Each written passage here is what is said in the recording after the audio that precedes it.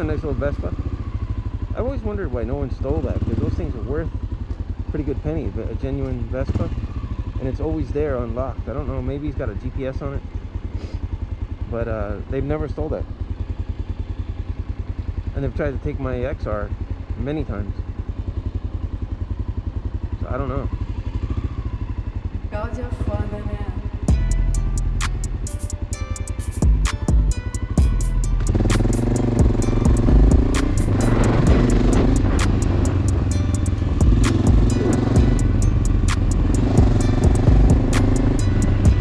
Yes, I got another box going downtown. Some people ask me why I make these videos. Actually, the main reason is actually to show others how to ride here in New York and what you can do to improve your riding conditions. Try to give people advice, because you know that it's like so difficult as a new rider to figure out what you can and can't do here. It's nice to have somebody give you some input. But that's the main reason, is to give advice and input to other riders so they know what they're up against, what to deal with. Also to help new riders that come into New York from other cities that see the potential here, but they're just not sure what they're up against. Try to give that advice, because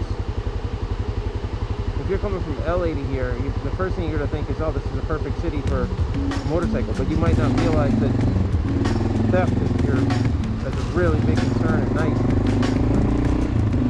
So that might be something that will throw you off, you know?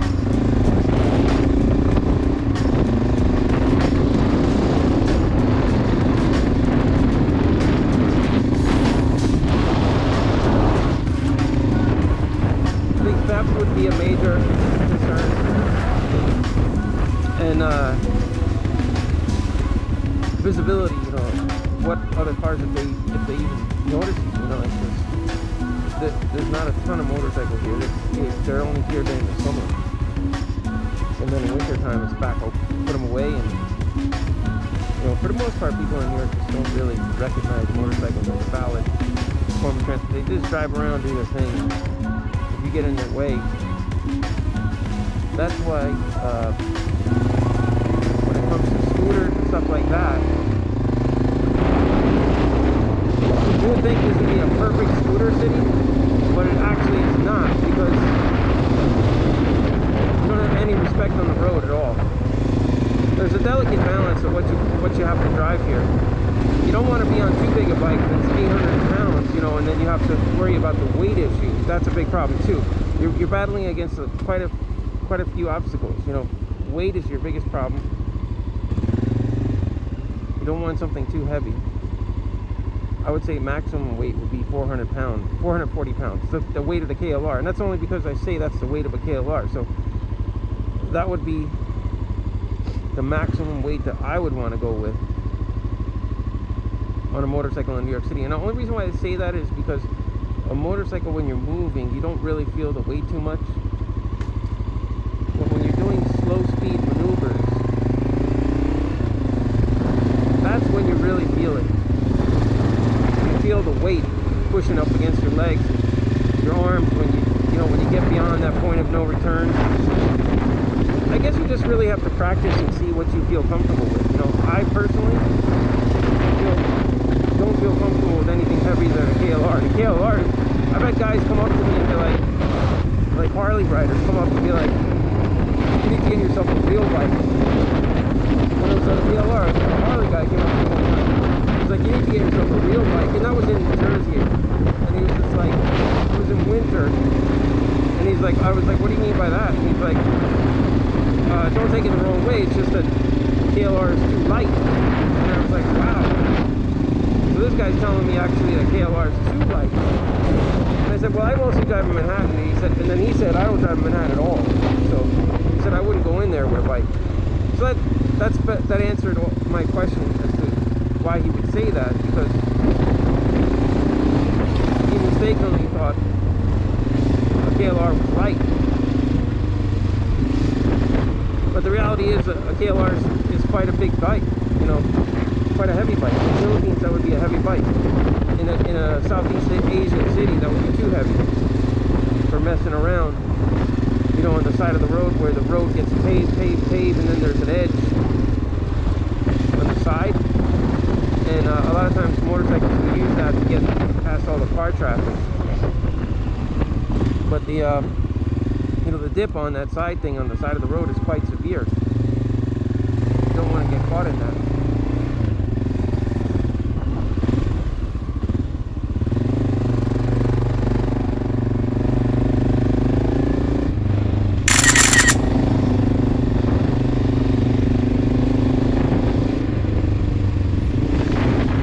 I mean, the roads, we don't have that on the side here, but we do have rough roads. So an Enduro is a better bike for New York.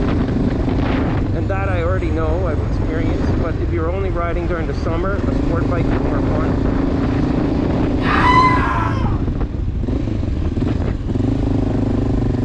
Definitely a sport bike is more fun if you're riding in the summer only. Because, you know, you can show off, you can have a little fun.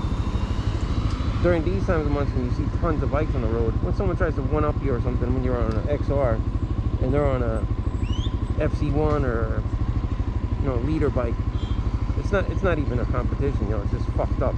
But most of the time though, they can't even achieve the speed they want to here, so it's kind of useless. You don't have to really get, I mean, just keep a right head about yourself and you don't really get involved with that shit. But it's very hard on a motorcycle. You know, sometimes you want to just like show off a little bit, do one up on somebody. You can actually do it on the XR though. If there's heavy traffic and someone on a leader bike is trying to fuck around with you, they're not going to even come close to what you can do. You can jump it over sidewalks, go through rough terrain, and look at this fucker. I think he's going to try to turn in right there. So yeah, that's the limit. He's the fucking best ever made.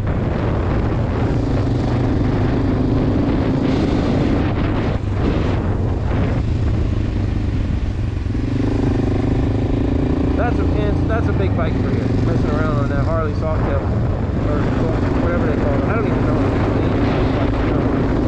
they look like decent bikes to go on a trip to California though. You load up your shit, just get on the highway and just go. I would imagine it's good. But driving a Goldwing around here, my god, I mean the weight, if a vehicle cuts you short, like that guy going on the wrong side of the road, what if you have to make like a evasive maneuver, hop a curb or something, just to get away from somebody? It's not going to happen on a Goldwing. I don't care what those guys say. And then the weight crashing down on your leg is going to be a problem. Maybe they have different things to prevent it from going down on the leg. So, but I've seen like videos of guys with Goldwings on simple little things that catch them off guard, and they have the bike fall on their foot or something, and if they didn't have boots on, it would have busted their foot. This is a lot of weight. So you have to consider that. I've never had this bike come down on my foot and break it, you know, and this bike has been down quite a few times. I mean, if you think you're going to drive in New York and never go down, that's another thing that's going to be mistaken. You know, there's times you're going to go down.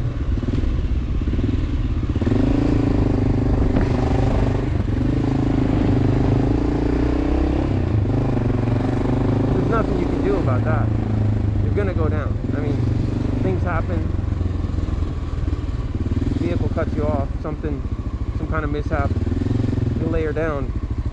On this bike, it's not a big deal. You got the handguards, aluminum handguards. You go down. Nothing's getting broken. You're gonna just pick it up and go. That's what you want. I did at one point in time ride all year round here when it was a very mild winter, and it just so happened. I didn't plan it. It just happened that way. I had a KLR and an FZ8, a Yamaha FZ8, and I rode that all year round. I put decent tires on it that were good for the summer and winter, and the bike did its thing, you know.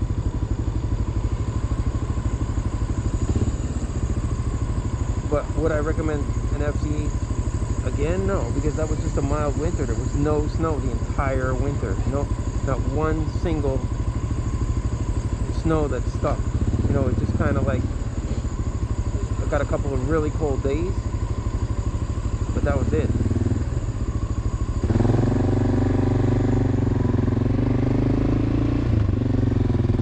Nothing more than that. So that would be something to consider when you're going to ride a bike all year round here. You've got to make sure that it's the right kind of bike for you. So, thank you.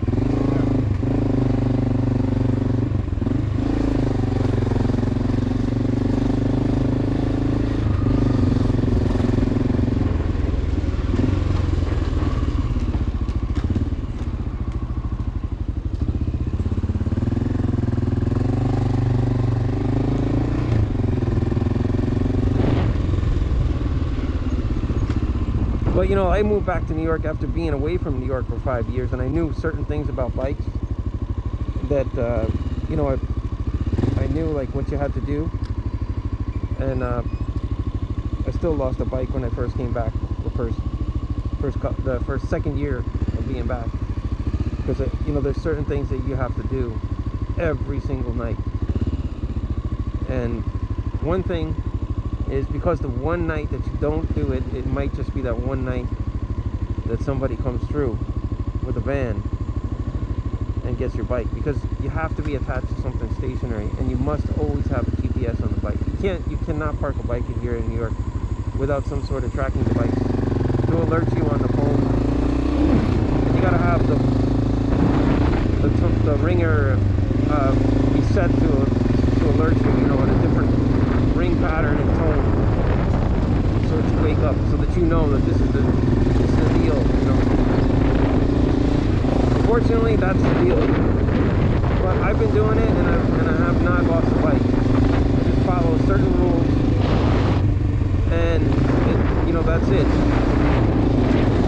Whoever comes one time and almost gets your bike will be back a few more times, because they're invested.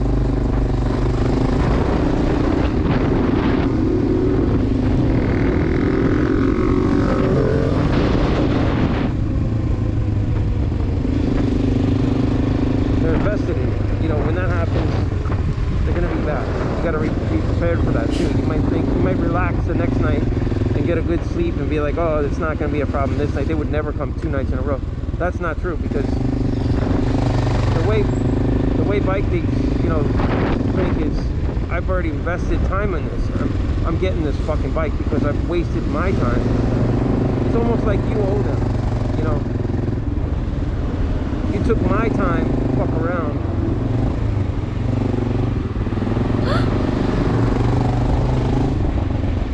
To fuck around and make your bike too hard for me to steal it. You owe me now for the time.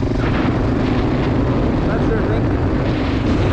It's a weird way of thinking, but it's really how they think. You know, they think I'm invested in this. You know, just like when you invest time in something and you want to get your profit on it, it's the same thing as them. They feel like I've invested in time on it.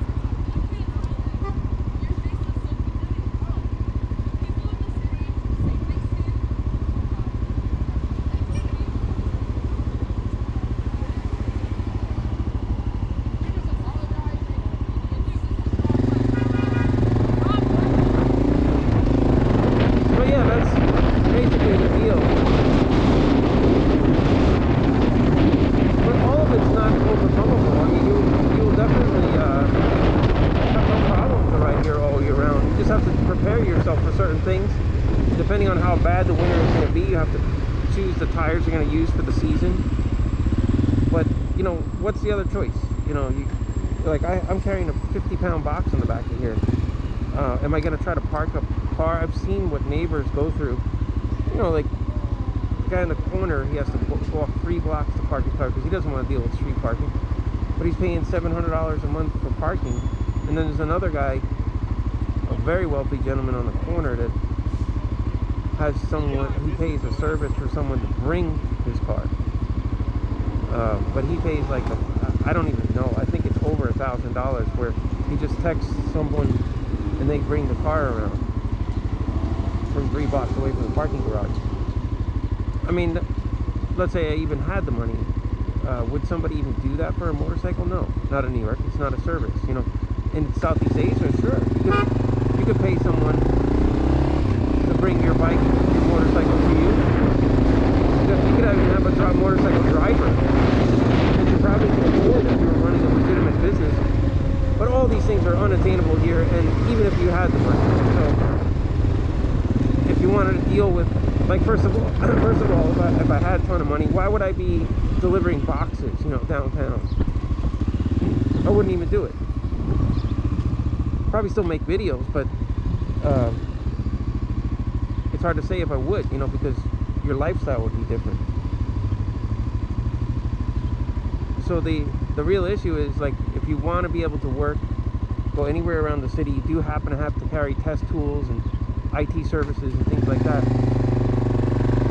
I don't think riding the subway is an option. I do know people who do it, but it's quite tough. It's not an easy task, you know. It's not something I would want to do, you know. Going around the city carrying a big backpack, because I have quite a bit of stuff I need to carry with me when I work. I need a laptop. I need Ethernet testing tools, Ethernet cables, cable tester, toner, you know, all the things, punch tool, staple gun, so that no matter what I encounter, I can deal with it. You know.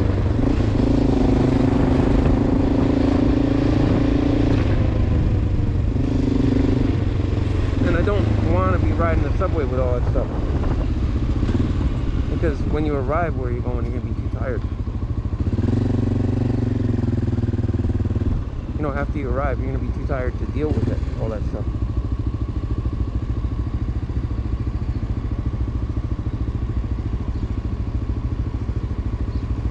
So that's it in a nutshell. I mean, would I rather be in LA? Probably, yeah.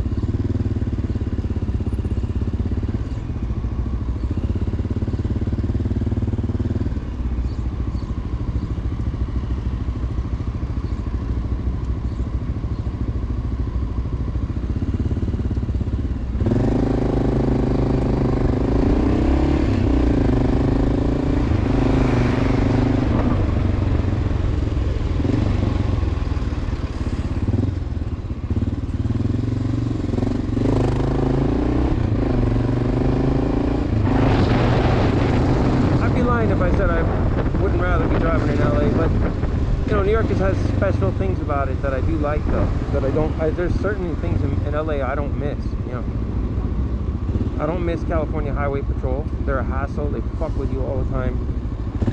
And being on a bike, it's actually like you're a target, believe it or not. You know, if you want to just ride around LA, you just got to do everything as the rules. Not one time can you step out from the rules, because there'll be a motorcycle cop ready to pull you over, or a camera that's going to snap a $600 red light ticket. So it's too much, you know.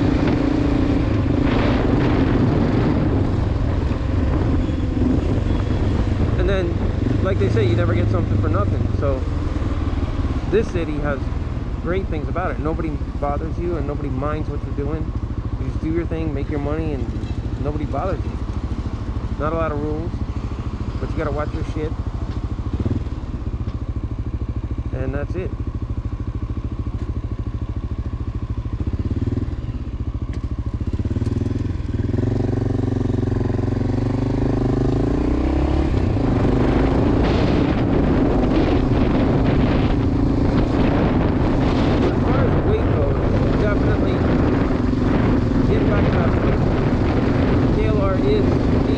That I would go with.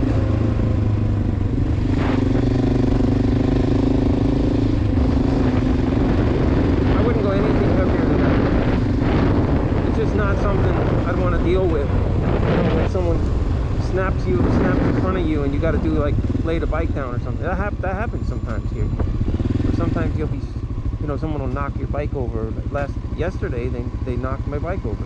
A fucking utility, some plumber was trying to squeeze in the spot, and it was already way too tight. And he knocked my bike over into another car. Like it leaned over and fell into another car. So that's a whole nother conversation that we could talk about. Like, what is the maximum price of a bike? Well, I'm hovering around maximum of $10,000, only because of inflation. Prior to price changes and inflation, I would have said probably the maximum price I go on a bike would be $7,000, but unfortunately, that's not an option anymore. So let me know what everybody thinks about this, because I'm thinking now maximum price of a bike in New York, if you're going to be using it as a daily rider, parking in the street, $10,000. That's it. I mean, maybe if you can somehow pull it off to be less, and I'm talking about a brand new bike. Of course, if you can snap up a used bike that you don't have to work on too much, that would be great. But that's what I'm hovering at, 10,000. Because anything more than that is going to be too tricky to protect in the street. It's going to be too much for you. Alright, everybody. See you on the next one.